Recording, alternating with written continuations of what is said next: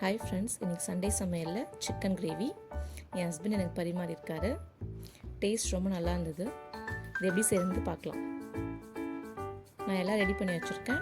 ஒரு குக்கரில் எண்ணெய் போட்டுட்டு பிரியாணிக்கு தேவையான மசாலா சோம்பு பட்டை அதெல்லாம் போடுவோம்ல, அதெல்லாம் போட்டுடுங்க. அது நல்லா பொரிஞ்சு வரும்போது வெங்காயம் பச்சை மிளகா நல்லா டேஸ்ட்டாக இருக்கும். எவ்வளோ போட்டாலும் உங்களுக்கு காரத்துக்கு ஏற்ற மாதிரி போட்டுக்கோங்க. நான் 2 எடுத்திருக்கேன். இஞ்சி பூண்டு பேஸ்ட் நான் கடையில் வைக்கிறது போட்டிருக்கேன். நீங்களே அரைச்சி போட்டிங்கன்னா இன்னும் நல்லா ஃப்ரெஷ்ஷாக இருக்கும்.